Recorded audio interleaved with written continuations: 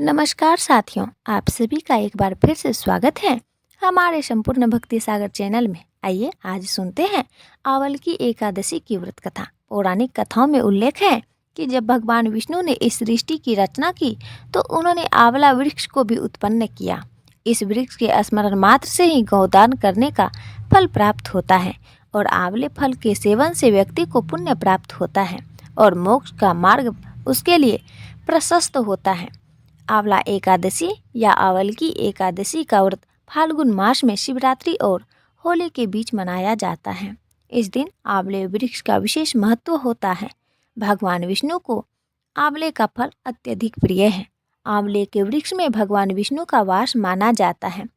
स्कंद पुराण में आंवल की एकादशी का वर्णन करते हुए बताया गया है कि यह व्रत सभी पापों को नष्ट करता है और व्यक्ति को सौभाग्यशाली बनाता है। तो चलिए सुनते हैं आंवल की एकादशी की पौराणिक व्रत कथा। प्राचीन समय में एक नगर था जिस नगर का नाम वैदिक था। इस नगर में ब्राह्मण, वैश्य, क्षत्रिय और शूद्र चारों वर्ण अत्यंत सुखी और संतुष्ट थे। नगर में हमेशा उनके मंगलमय स्वर गूंजते रहते थे। वहाँ कोई भी पापी, दुष्ट या नास्तिक नहीं था। इस नगर में चैत्ररथ नामक एक प्रसिद्ध चंद्रवंशी राजा शासन करता था। यह राजा बहुत ही विद्वान और धार्मिक प्रवृत्ति का था। राज्य में कोई भी गरीब या कंजूस नहीं था। वहाँ के सभी निवासी भगवान विष्णु के भक्त थे और वहाँ के लोग आंवला एकादशी के व्रत को बहुत ही श्रद्धा और भक्ति भाव से करते थे। एक बार फाल्गुन मास के शुक्ल पक्ष की आंवल की एकादशी आई। राजा अपनी प्रजा के साथ मंदिर गए और वहाँ उन्होंने कुंभ स्थापित कर धूप, दीप, नैवेद्य, पंचरत्न, छत्र आदि से विधि पूर्वक एकादशी का पूजन किया। उन्होंने आंवल के वृक्ष के नीचे भगवान विष्णु की स्तुति भी की। राजा ने आंवला वृक्ष की पूजा करते हुए कहा, हे धात्री, आप ब्रह्मा का स्वरूप हैं। आप ब्रह्मा से उत्पन्न हुए हैं और सभी पापों का नाश करने वाले हैं। मैं आपको नमन करता हूँ। मेरी भेंट स्वीकार करें। आप श्री रामचंद्र जी द्वारा सम्मानित हैं। मैं आपकी पूजा करता हूँ और प्रार्थना करता हूँ कि मेरे सारे पाप दूर हो जाएं। उस रात सभी भक्तों ने मंदिर में जागरण किया। उसी समय एक शिकारी वहाँ आया। वह बहुत पापी और दुष्ट था, जो अपने परिवार का पालन पोषण करने के लिए जानवरों का शिकार करता था। उस दिन शिकारी भूखा और प्यासा था। वह मंदिर के एक कोने में बैठ गया और भगवान विष्णु और एकादशी का महत्व सुनने लगा। इस प्रकार शिकारी ने पूरी रात जागरण किया और सुबह अपने घर लौट गया। सभी भक्त भी अपने अपने घर चले गए। कुछ समय बाद शिकारी की मृत्यु हो गई। आंवला एकादशी के व्रत और जागरण के प्रभाव से शिकारी अगले जन्म में राजा के यहाँ पैदा हुआ। उसका नाम बसूरज रखा गया। जब वह बड़ा हुआ और राजा बना तो उसके पास एक विशाल सेना थी। उसका राज्य धन धान्य से परिपूर्ण भी था।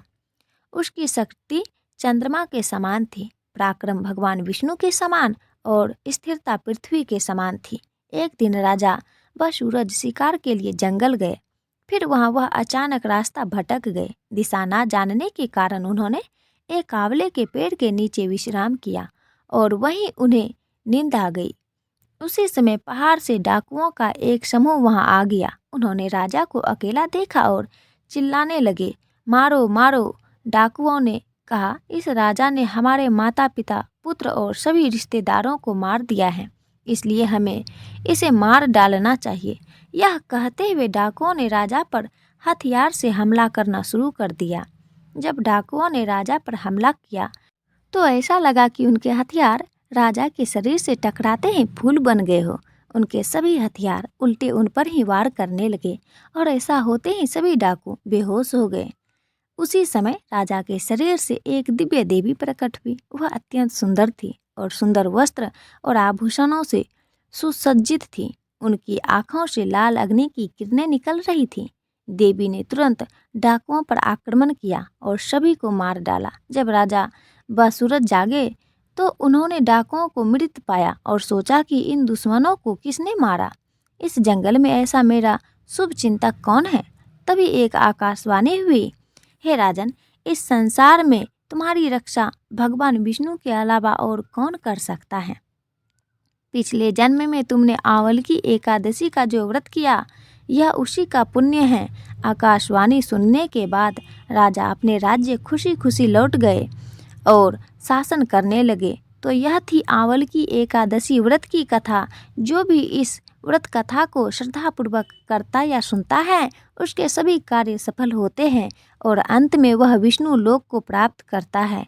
तो यह थी आवलकी एकादशी की व्रत कथा। आपको यह कथा कैसी लगी, कमेंट करके ज़रूर बताएं। साथ ही मेरे चैनल संपूर्ण भक्ति सागर को सब्सक्राइब करना ना भूलें।